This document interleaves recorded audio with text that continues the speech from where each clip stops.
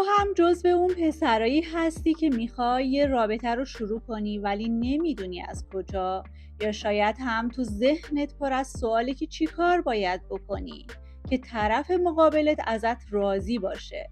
توجه کن، مراحلی که میخوای انجام بدی احتمالاً اولش خیلی روون و راحت نباشه. خیلیا توی اولین تجربه اشتباهات بزرگی میکنن که واقعاً میتونن اوضاع رو خرابتر کنن.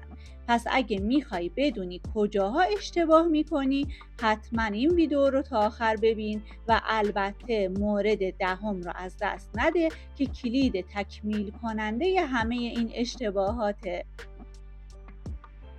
مورد اول، بعضی از مردها فکر میکنن که هر چقدر زودتر زیپ شلوارشون رو پایین بکشن بهتره. ممکنه احساس کنن که باید توی اولین لحظه رابطه رو شروع کنن و هر دو نفر باید سریع وارد اون فاز بشن و رابطه زود تموم بشه. ولی این یک اشتباه بزرگه، چون هیچ چیزی به اندازه عجله توی رابطه آسیب نمیزنه. وقتی که سرعت بالا باشه، نه تنها نمیتونی لحظات رو درست تجربه کنی، بلکه هیچ کدوم از طرفین از تجربه لذت نمیبرن. پس لازمه آروم باشی، به شریکت زمان بدی تا اون هم راحت باشه. اینکه با هم صحبت کنید، همدیگر رو لمس کنید و یک ارتباط عاطفی برقرار کنید خیلی مهمه. ویدیو رو لایک کنین که بریم سراغ مورد دوم. خیلی از مردها وقتی وارد اولین رابطه میشن تمرکز زیادی روی لذت خودشون دارن و توجه کافی به نیازهای شریکشون نمی کنن. ممکنه بخوان که هر چیزی برای خودشون خوبه و برای طرف مقابل هم خوب باشه و انجام بدن. این تفکر باعث میشه که تجربه به شدت یک طرفه باشه. اگه فقط به لذت خودت فکر کنی، شریکت ممکنه احساس بی‌ارزشی و حتی ناامنی کنه. رابطه یک تجربه دو طرفه است و اگه طرف مقابل احساس کنه که توجه به نیازهاش مهم نیست، ممکنه رابطه به بی‌اعتمادی کشیده بشه. راه چاره چیه؟ مهمترین نکته اینه که به شریکت توجه کنی و در مورد احساساتش بپرسی. اینکه چه کارهایی بهش حس بهتری میده، نقاط تحریک پذیرش کدوم بخش ها هستش و با انجامش هم میتونی اونها رو به دست بیاری. مورد سوم، یکی از اشتباهات بزرگ اینه که توی هیجان لحظه یه چیز خیلی مهم رو فراموش کنی: کاندوم و روش‌های ایمنی. خیلیا فکر میکنن که نیازی به این موارد نیست، ولی اشتباه بزرگیه و میتونه پیامدهای خیلی جدی داشته باشه: به خطر انداختن سلامت خودت و شریکت، و از طرفی حتی اگر از بارداری نگران نباشی، بیماری‌های مقاربتی همیشه یه خطر بزرگن. پس قبل از هر چیزی حتما کاندوم یا روش محافظتی مناسب رو آماده کن. برای جلوگیری از بیماری‌های مقاربتی و بارداری ناخواسته باید ایمنی اولویتت باشه. مورد چهارم، خیلی وقتها ممکنه مردها وارد این تجربه بشن بدون اینکه بدن و ذهنشون آماده باشه، استرس داشته باشن، اضطراب داشته باشن و نتونن نه تنها خودشون بلکه شریکشون هم از رابطه لذت ببره، بلکه کارهایی انجام میدن که خودشون و شریکشون رو اذیت میکنه. مثلا وقتی که استرس داری ممکنه که نتونی در لحظه تمرکز کنی و یا حتی بدنت آماده رابطه باشه. این موضوع باعث میشه که رابطه به خوبی پیش نره و خانم هم دیگه رضایتی از رابطه نداشته باشه. پس راهکارش چیه؟ به خودت فرصت بده که آروم بشی، عجله‌ای نیست. نفس عمیق بکش و استرس نداشته باش. اگه بدن و ذهنت آروم و آماده باشه، این تجربه خیلی لذت بخشه. حالا شما هم از تجربیاتتون توی کامنت ها بگین. اولین تجربتون چطور بوده؟ چه اشتباهاتی کردین؟ مورد پنجم، اینکه هیچ صحبتی در مورد احساسات یا خواسته های هم نداشته باشین و رابطه بی سر و صدا انجام بشه انگار که دارین دزدی میکنین یک اشتباه بزرگه، چون بدون ارتباط کلامی هیچ کدومتون نمیتونین بفهمین که از چه چیزی لذت میبرین. برای همین ارتباط کلامی نه تنها توی رخت خواب بلکه توی هر رابطه‌ای مهمه.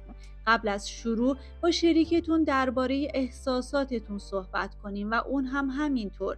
در این صورت میتونین خیلی بهتر احساس و لذت رو به هم انتقال بدین و رابطتون فوق‌العاده باشه. مورد ششم، بعضی وقتها مردها درگیر لذت فیزیکی میشن و نیازهای روحی و احساسی شریکشون رو نادیده میگیرن.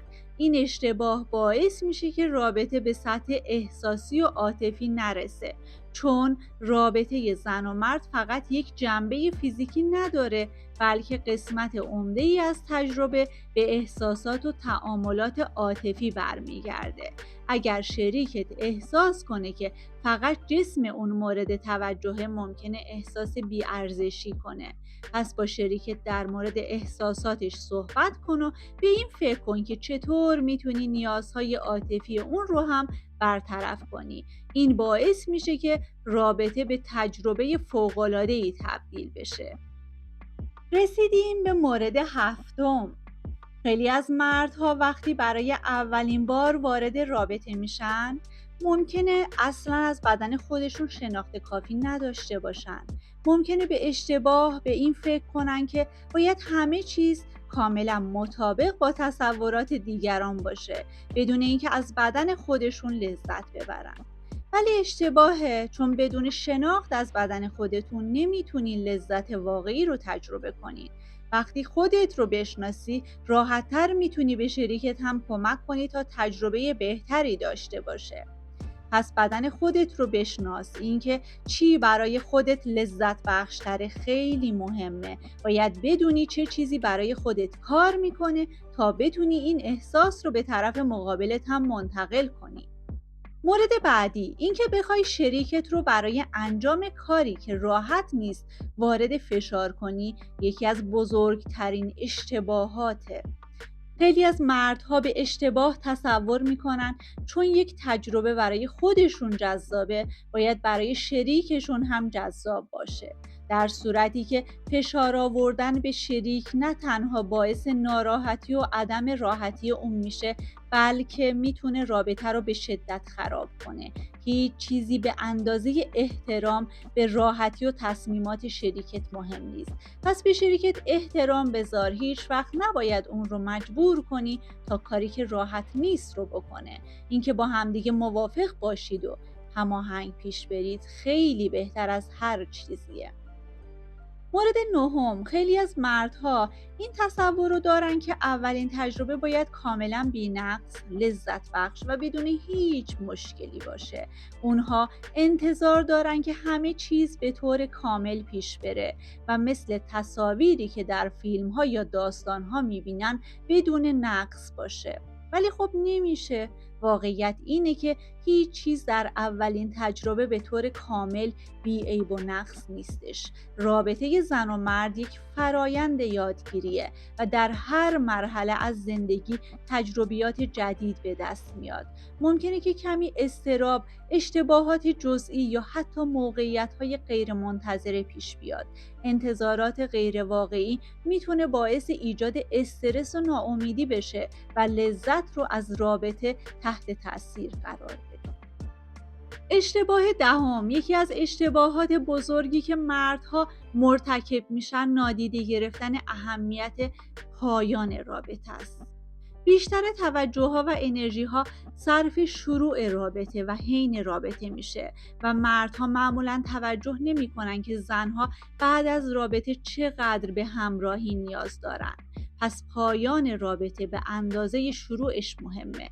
بعد از اتمام رابطه باید مراقب و حساس به احساسات شریکت باشی. عدم توجه به پایان رابطه میتونه باعث سردی و بی احساسی یا حتی آسیب به رابطه بشه.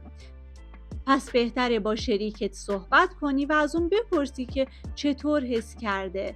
یک تماس، یک جمله محبت آمیز یا حتی در آغوش گرفتن بعد از رابطه میتونه بسیار آرام بخش باشه. خب حالا که میدونی چطور اشتباهاتت رو توی اولین تجربه درست کنی، لازمی بریم سراغ ویدئوی بعدی. ولی قبلش اگه این ویدئو رو دوست داشتی با عزیزانت به اشتراک بذار و توی کامنت ها بگو کدوم اشتباه رو تا حالا تجربه کردی. حالا ویدئوی بعدی چیه؟ میخواییم بریم سراغ یه سوال جذاب. وقتی یه دختر بهت نگاه میکنه باید چی کار کنی؟ آقایون آیا جواب این سوال رو بلدین؟ آیا باید معصومانه لبخند بزنی یا مثل یه کاراگاه مخفی عمل کنی؟ کدومش؟ همه اینا رو به زودی برات توی ویدئوی بعدی توضیح میدم که دوباره اشتباه دیگه رو مرتکب نشی. پس کانال رو سابسکرایب کن و زنگوله رو روشن کن که از ویدئوی جذاب بعدی مطلع بشی.